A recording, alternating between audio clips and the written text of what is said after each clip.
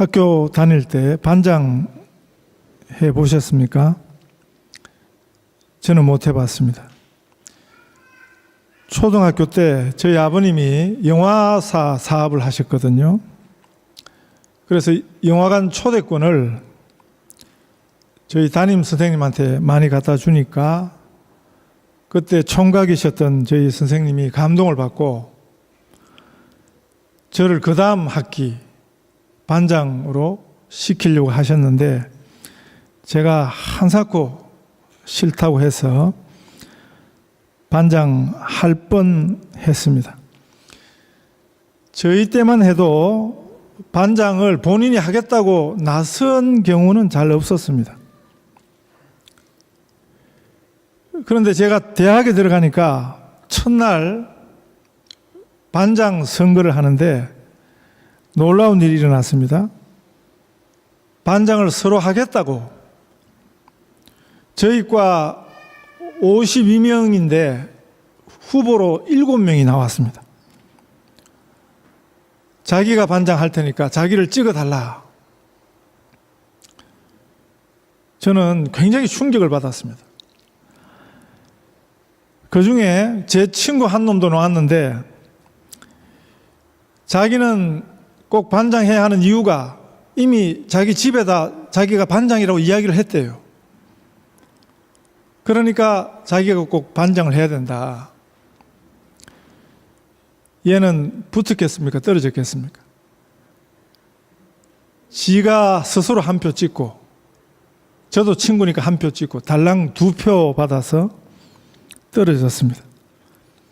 그 후보 중에는 10개국어를 한다는 형님도 하나 나와가지고 떨어지고요.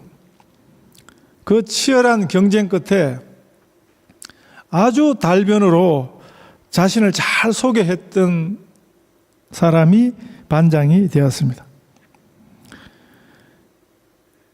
요즘은 스스로 잘난 체를 아무렇게나 하는 시대가 되었습니다.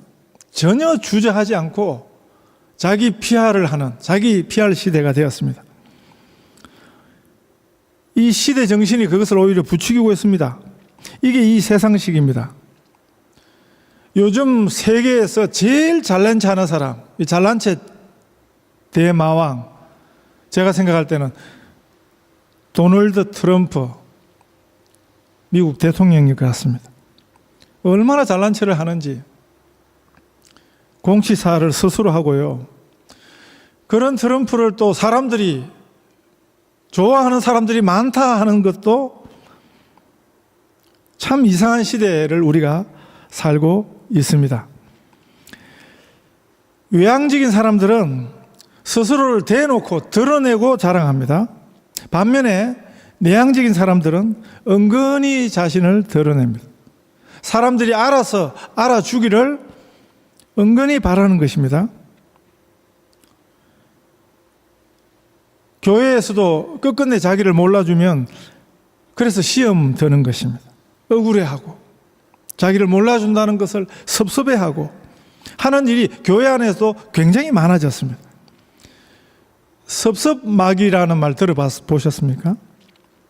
이 세상 단체가 아니라 교회에서 주로 사용하는 말인데 말 그대로 섭섭하도록 하는 마귀의 유혹에 빠졌다 하는 것입니다.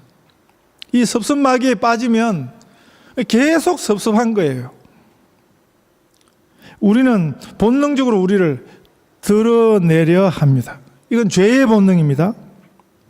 오늘 본문 말씀은 우리가 본능적으로 우리의 의를 드러내는 자라는 것을 보여주십니다.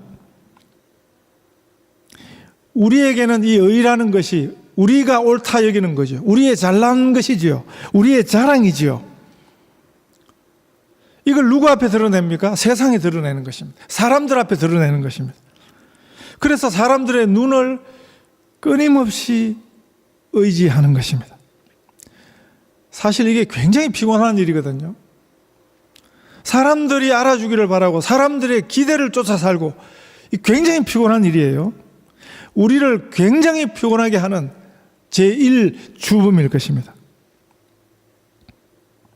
사람에게 보이려고 하는 것, 사람들의 기대를 맞추려고 하는 것, 사람들의 그 기준에 맞추어 사는 삶은 정말 우리의 영혼을 피곤하게 하는 것입니다. 그 기대는 옳지 않습니다. 그 사람들의 기대는 늘 변하는 것입니다. 그거를 따라 살고 맞춰 살려면 그럼 피곤해질 수밖에 없는 것입니다. 그 기대를 쫓아 살다가는 결국에는 절망하는 것입니다. 이번 주 또 다음 주 세계적인 큰 이슈가 두 가지입니다. 이미 알고 계시죠? 하나는 이제 내일 모레 싱가포르에서 북미 정상회담, 전 세계적인 이목이 거기 집중되어 있고요. 그리고 그 다음 주에 또 하나는 러시아 월드컵이 개막이 됩니다. 특별히 한국인의 축구에 대한 관심과 열정은 세계 어느 나라에 뒤지지 않습니다. 길거리 응원 문화, 막 때로 모여가지고 그냥 응원하는 거, 그거 한국에서 시작된 거거든요. 그런데 한국의 축구 이해, 한국인의 축구 열정에 대해서 지난주 보니까 월드컵 앞두고 여러 국가대표팀을 평가하면서 한국 팀을 평가하는 평가가 나왔는데 외신에서요 이렇게 꼬집었습니다. 한국인의 축구 사랑은 굉장하지만 그런데 한국인들은 결과만 본다.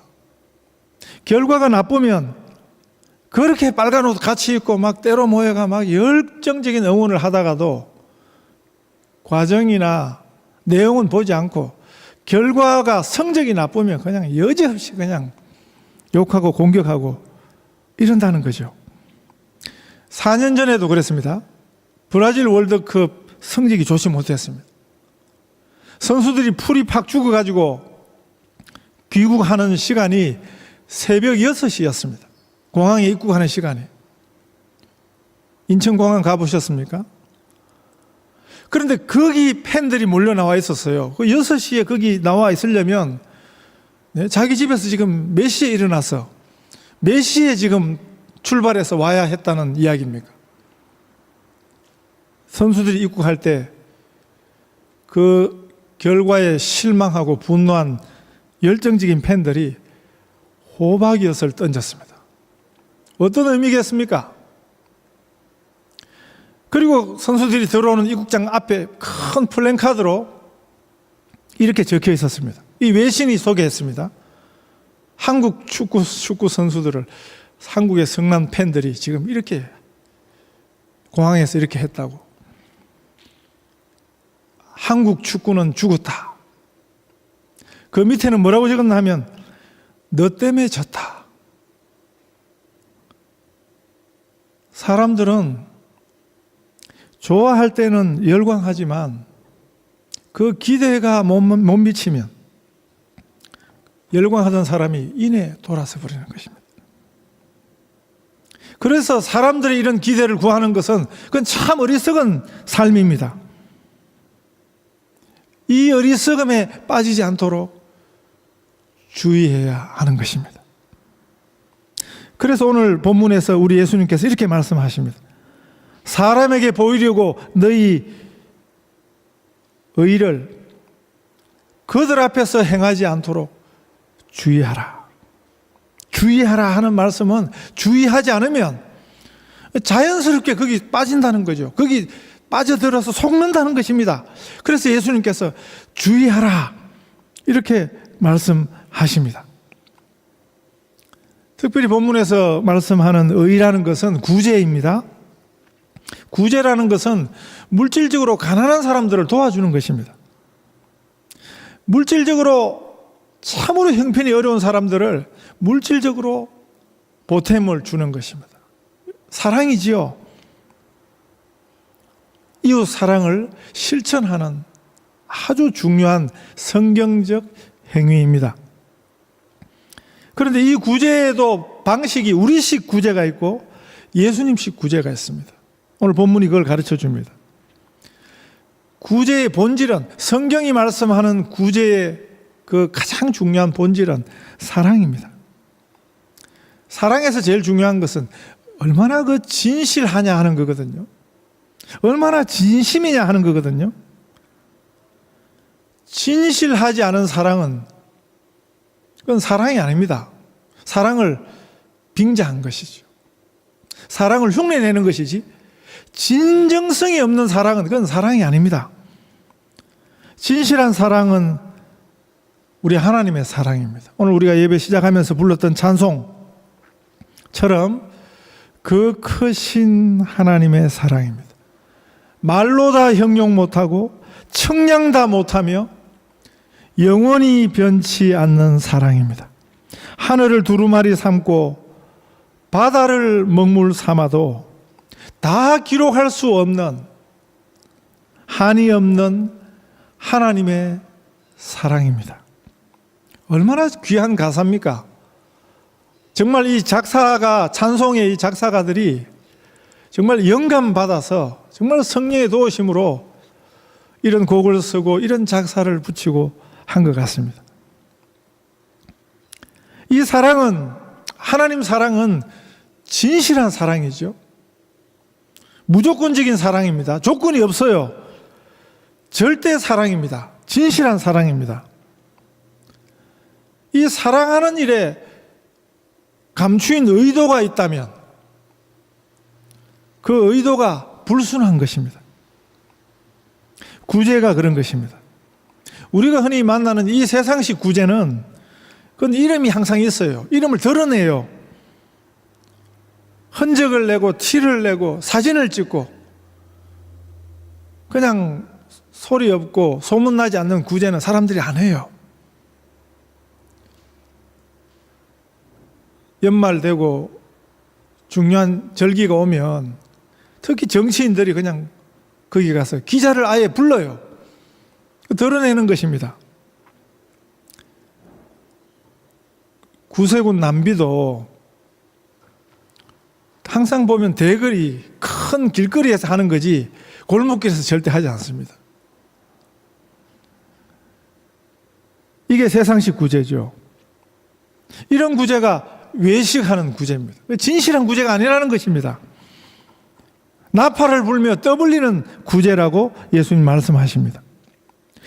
그런데 이상한 일은 이 본문을 우리가 읽다 보면 이상한 것 하나가 있죠. 이런 외식적인 구제, 진실하지 않은 구제라도 상이 있다. 예수님이 이렇게 말씀하세요. 이 구제가 얼마나 귀한 일인가 반증입니다. 외식하는 구제, 진심으로 하지 않는 구제라도 상이 있다. 그런데 그들은 이미 그 상을 받았다. 그 전에 제가 한번 효종이라는 우리 한국 그 조선시대 임금 이야기해 드렸습니다. 효종이라는 임금이 있었습니다. 우리가 그 한국 역사 배울 때 조선시대 왕들을 이름을 다 외웠습니다. 외우셨습니까? 태정태세, 문단세, 예성, 연중, 안녕선, 광, 인, 효, 광해군, 인조, 다음에 효종. 그 17대 왕인데 이 효종할 때 효자가 효도할 때 효자입니다. 그래서 그런지 이 효종은 부모에 대한 효를 강조하기로 유명한 왕입니다. 한 번은 이 임금이 마을을 지나간다 하는 행차 소식을 듣고 그 마을에 아주 효성이 지극한 아들이 그 늙으신 노모가 임금님 얼굴 한번 보고 싶다. 그러니까 그 어머님을 덜쳐매고 임금이 지나가는 행차 길거리에 서 있는 것을 지나가던 임금이 보고는 그 아들에게 큰 상을 내렸습니다. 그 소리를 듣고 그 이웃 마을에 아주 불효막심한, 평소에 아주 불효자가 있었는데 그 이웃 마을에서 어머님 얻고 길 옆에 서 있다가 임금님한테 큰 상을 받아서 이야기를 듣고는 다음번에 임금님이 지나간다 소리를 듣고는 자기도 흉내를 낸 거죠. 보통 때 아주 무료막심하기로 마을에 소문난 놈인데 상 받으려고 어머님을 메고 길거리에 서 있으니까 이 임금님이 또 저 아들에게도 상을 내리라 하니까 옆에 마을 사람들이 임금님 아니에요. 저놈은 아주 흉악한 놈이에요. 평소에 아주 못되게 하는 놈입니다. 저런 놈은 벌을 내리세요 하니까 효종이 했던 유명한 말이 있습니다. 아니다. 효도는 남의 흉내만 내어도 잘하는 것이다 하고 상을 내렸다. 그런 이야기가 전해오거든요. 오늘 본문에 이 외식하는 구제도 외식으로 하는 구제인데 사람들한테 보이려고 길거리에서 나팔을 불며 떠벌리면서 하는 구제인데도 불구하고 예수님께서 상이 있다. 그러나 이미 그들은 이미 상을 받았다. 얼마나 이 구제가 중요한 것인가, 이 구제가 얼마나 귀한 것인가를 말씀하신 것입니다. 이 구제는 내 이웃을 내 몸처럼 사랑하라 하신 성경의 가장 큰 계명의 실행이거든요. 이웃 사랑의 실천이 구제입니다. 이웃 사랑에도 우리식과 예수님식이 있습니다. 오늘 본문은 예수님식, 성경식 구제에 대해서 말씀하시는데 그걸 한마디로 말하면 제가 오늘 설교 제목을 그렇게 달았습니다. 왼손이 모르는 오른손으로 대변되는 말입니다. 너는 구제할 때 오른손이 하는 것을 왼손이 모르게 하여 내 구제함을 엄밀하게 하라. 엄밀한 중에 보시는 너희 아버지께서 갚으시리라. 자, 어떻게 오른손이 하는 것을 왼손이 모르게 할 수 있겠습니까? 이 의미는 구제를 하고도 까맣게 잊어버리라 하는 말씀이거든요. 어떻게 잊어버릴 수 있을까요? 자기가 한 일을. 우리는 내가 한 나쁜 일은 잊어버리려고 그래요. 내가 한 나쁜 일은 그건 잊어버리려고 해요. 그런데 좋은 일은 기억하려고 하는 게 우리의 본능이죠.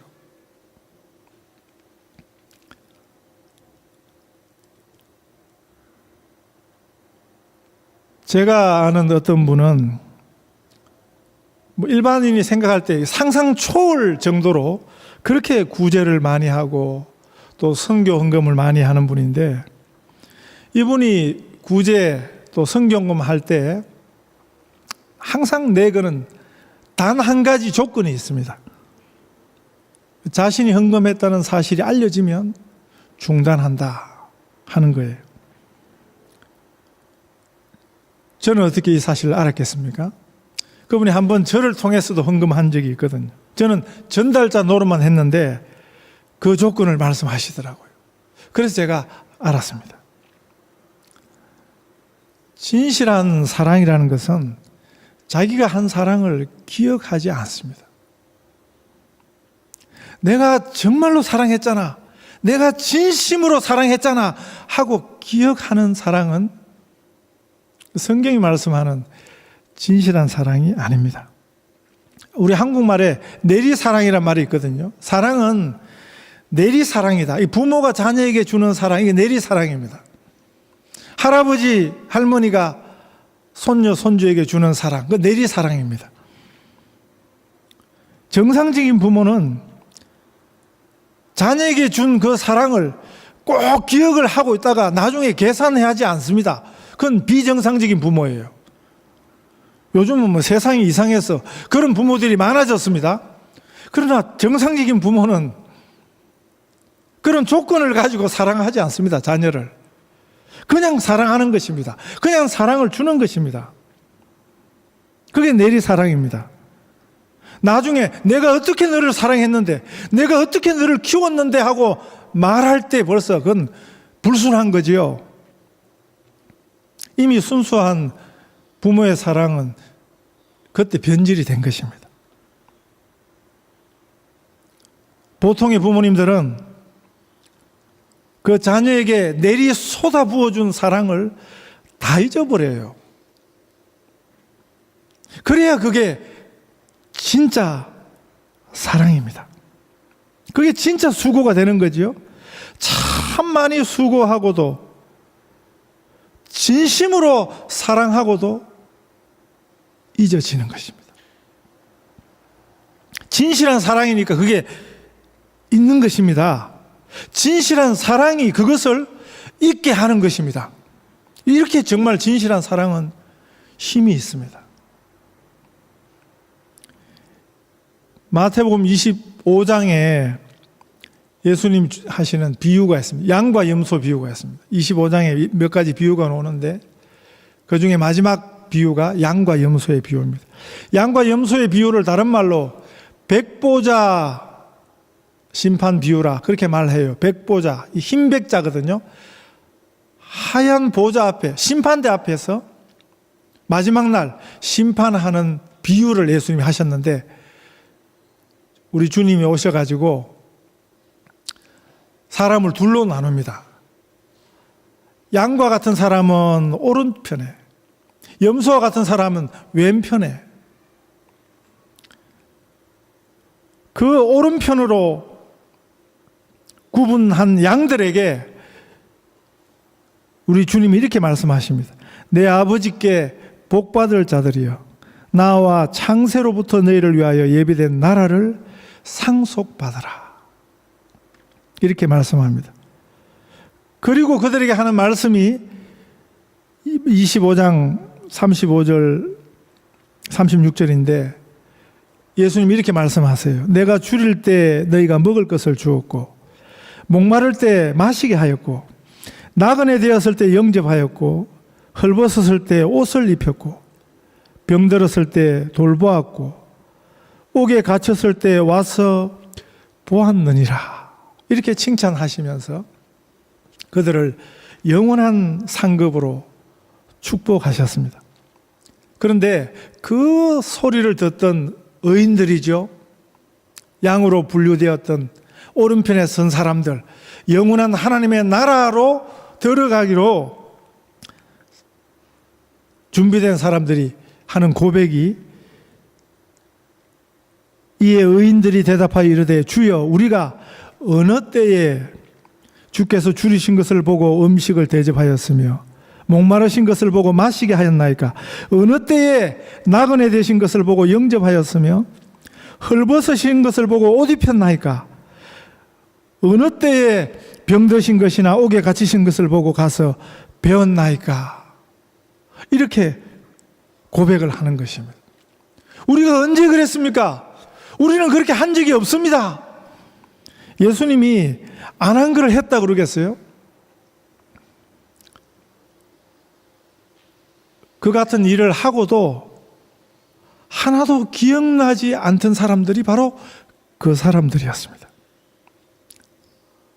반면에 왼쪽 편에 염소로 분류되어 세워져 있던 인생들에게 예수님이 이렇게 말씀하십니다. 또 왼편에 있는 자들에게 이르시되 저주를 받은 자들아 나를 떠나 마귀와 그 사자들을 위하여 예비된 영영한 불에 들어가라. 내가 줄일 때 너희가 먹을 것을 주지 아니하였고 목마를 때 마시게 하지 아니하였고 나그네 되었을 때 영접하지 아니하였고 헐벗었을 때 옷 입히지 아니하였고 병들었을 때와 옥에 갇혔을 때 돌보지 아니하였느니라. 이렇게 예수님 말씀하시는데 심판주가 말씀하시는데 그 악한 자들의 변명과 대답이 뭐라고 했는지 아십니까? 이렇게 말했습니다. 그들도 대답하여 이르되 주여 우리가 어느 때에 주께서 줄이신 것이나 목마른 것이나 나그네 되신 것이나 헐벗으신 것이나 병드신 것이나 옥에 갇히신 것을 보고 공양하지 아니하더이까? 우리가 언제 안 그랬습니까? 의인들과 악인들의 대답이 똑같은 것은 우리가 언제 그랬습니까? 예수님 말씀하시는 것을 몰라요. 까맣게 잊고 있어요. 악인들도 마찬가지입니다. 우리가 언제 안 그랬습니까? 사랑하지 않은 것이 악행입니다. 그래 놓고 우리가 언제 안 했습니까? 하고 자신들의 악행이 하나도 기억나지 않는 사람들이 영원한 심판으로 심판받은 사람들의 자리에 서 있다 하는 것을 예수님이 보여주셨습니다. 진짜 악인은요, 악행이 하나도 기억나지 않는 사람들입니다. 진짜 거짓말쟁이는 자신이 거짓말 한 줄 몰라요. 양심의 가책도 없어요. 거짓말 했다는 사실을 인지도 못하는 그 진짜 거짓말쟁이죠. 우리가 언제 안 했느냐 하고 대들고 따지는 의인들은 하나도 기억나지 않습니다. 하나님의 의, 예수님의 의 말고는 하나도 내세울 것이 없는 그 예수님의 의 앞에 자신들의 의는 하나도 기억나지 않는 사람들이 바로 하나님의 진정한 자녀라, 그렇게 말씀하시는 것입니다. 그래서 왼손이 모르는 오른손이 되는 것입니다. 우리의 오른손이 한 일도 왼손이 모르게 하는 단 하나의 비밀은 하나님의 은혜입니다. 왼손이 모르는 오른손. 이 놀라운 하나님의 은혜가 우리 성도들에게 있으시기를 축복합니다.